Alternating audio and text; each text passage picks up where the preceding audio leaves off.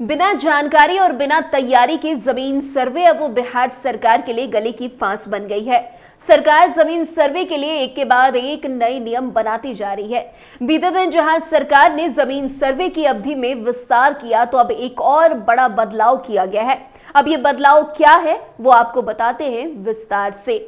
आपको बता दें कि बिहार में जमीन खरीद बिक्री के नियमों में बड़ा बदलाव किया गया है। अब राज्य में जमीन की खरीद बिक्री के तुरंत बाद विक्रेता के हिस्से का रकबा यानी कि जमीन का क्षेत्रफल खुद ब खुद घट जाएगा।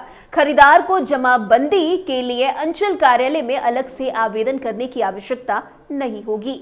जैसे ही जमीन की रजिस्ट्री होगी, जमाबंदी के लिए ऑनलाइन आवेदन अंचल कार्यालय को भेजा जाएगा।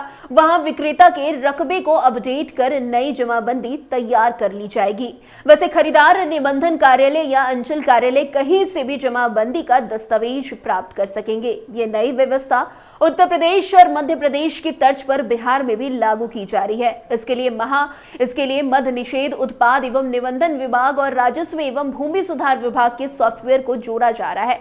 इस नई व्यवस्था से जमीन से जुड़े विवादों में कमी आएगी और जमीन की खरीद बिक्री पारदर्शी यानी कि ट्रांसपेरेंट होगी। वैसे इसकी शुरुआत पायलट प्रोजेक्ट के तहत की जाएगी। पहले चरण में ये सुविधा पटना के संपतचक और फतुहा तथा मुजफ्फरपुर के सकरा निबंधन कार्यालय से शुरू होगी। पायलट प्रोजेक्ट की सफलता के बाद इसे राज्य के अन्य निबंधन कार्यालय में भी लागू किया जाएगा। वैसे मंत्री रत्नेश सदा ने अधिकारियों को इस व्यवस्था को जल्द लागू करने का बड़ा निर्देश दे दिया है। वर्तमान में अंचल कार्यालय से रिकॉर्ड दुरुस्त नहीं है। कई लोगों की जमाबंदी संयुक्त है।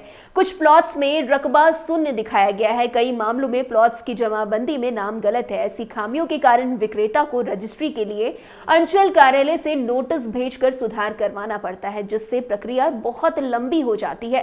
थोड़ा उदाहरण से समझे तो यदि किसी व्यक्ति के पास 10 कट्ठा जमीन है तो वो 2 कट्ठा बेच देता है, लेकिन अंचल कार्यालय में खरीदार के नाम जमाबंदी दर्ज नहीं होती, तो विक्रेता की जमीन का रकबा 10 कट्ठा ही दिखेगा। ऐसे में वो दोबारा उसी जमीन को किसी और को बेच सकता है, जिससे विवाद उत्पन्न हो सकता है। इसी को देखते हुए सरकार ने नियम में बड़ा बदलाव कर दिया है। वैसे आपको बता दें कि पायलट प्रोजेक्ट की सफलता के बाद इसे पूरे राज्य में व्यवस्था लागू की जाएगी। शुरुआत में लगभग 50% लोगों को इसका लाभ मिलेगा, लेकिन जैसे जैसे प्रक्रिया का विस्तार होगा, राज्य के सभी नागरिक इस नई प्रणाली से लाभान्वित होंगे।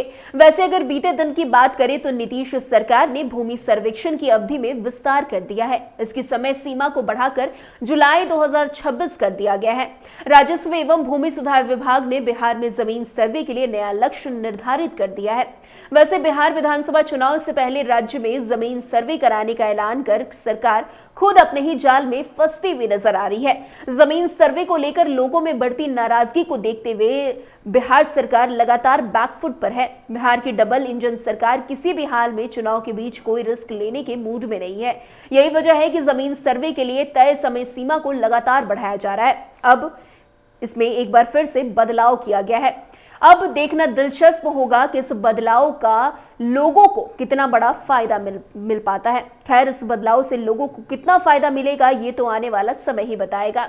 और जमीन सर्वे का फायदा नीतीश कुमार को विधानसभा चुनाव में मिल पाता है, ये भी देखना काफी दिलचस्प होगा। वैसे आपको बता दें कि अगला साल विधानसभा का चुनाव है। चुनाव को देखते हुए नीतीश कुमार ने जमीन सर्वे कराने की बड़ी बात कही थी, जिसके बाद लोगों को लगने लगा कि उनके हाथ से उनकी जमीन फिसल जाएगी। लेकिन सरकार यानी कि बिहार सरकार लगातार इस मामले में बड़े बड़े निर्णय ले रही है और लोगों को सहूलियत भी दे रही है, ताकि उनको जमीन सर्वे कराने में किसी भी तरह की कोई समस्या ना हो।